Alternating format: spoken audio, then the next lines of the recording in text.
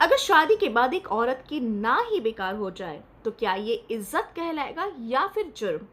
ये एक ऐसा क्राइम है जो लगभग हर घर की चार दीवारों में छुपा हुआ है, लेकिन आज तक लॉ की बुक में इसे कोई जगह नहीं मिली है। और ये है मैरिटल रेप। और इसी चुप्पी को तोड़ने आई है वेब सीरीज चिरैया। ये ऐसी वेब सीरीज है जो सिर्फ कहानी नहीं सुनाती है, ये बल्कि सवाल पूछती है, झकझोर कर रख देती है और सोसाइटी को सीधा आईना दिखाने की पूरी हिम्मत करती है। जियो हॉटस्टार पर स्ट्रीम हो रही वेब सीरीज चिरैया सिर्फ एक स्टोरी नहीं है, ये उस पेट्रियार्की के खिलाफ एक जंग है जो जनरेशन से औरतों की आवाज को दबाती आई है। इस कहानी का सेंटर है कमलेश, और लखनऊ के एक रेप्यूटेड फैमिली की संस्कारी बहू है जो फैमिली के ट्रेडिशंस को फॉलो करने में काफ़ी गर्व महसूस करती है और पेट्रियार्की के रूल्स को फैमिली की इज्जत मानकर एक्सेप्ट कर लेती है। इस कैरेक्टर में दिव्या दत्ता ने इतनी सच्चाई भर दी है कि हर सीन में उनकी खामोशी तक आप फील कर सकते हो। घर के मुखिया बने हैं संजय मिश्रा, और उनके डिसीजंस ही उस घर का लॉ है। सब कुछ बहुत ही नॉर्मल लगता है जब तक घर में नई बहू पूजा की एंट्री नहीं होती है। पूजा का शॉकिंग रेवलेशन ये होता है कि उसका हस्बैंड अरुण शादी की पहली रात से ही जबरदस्ती उसके साथ फिजिकल रिलेशनशिप बनाता है और बिना उसकी मर्जी के उसके बॉडी पर हक जमाता है। वो इन एलिगेशंस के बाद जो पूरे घर वाले हैं वो एक तरफ हो जाते हैं और वो बस यही बोलते हैं कि हमारे घर का बेटा ऐसा नहीं हो सकता है।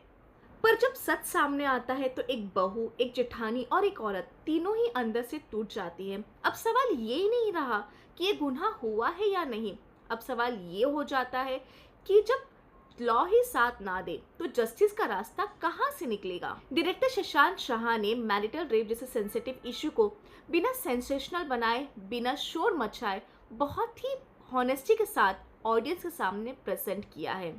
ये वेब सीरीज सिर्फ मैरिटल रेप तक ही लिमिटेड नहीं है, ये बात करती है पेट्रियार्की की, बेटों की गलत परवरिश की, औरत के खिलाफ ही खड़े होना, बेटा बेटी में भेदभाव और होमोसेक्सुअलिटी जैसे टॉपिक्स पर भी ये बात करती है, और वो भी बहुत ही नेचुरल और इम्पैक्टफुल तरीके से।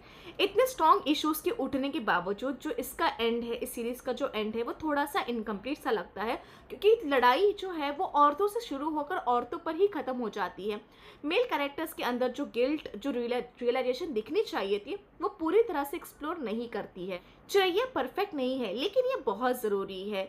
ये सीरीज आपको एंटरटेन नहीं करती, लेकिन ये आपको अनकंफर्टेबल ज़रूर करती है, और चेंज हमेशा यही से शुरू होता है।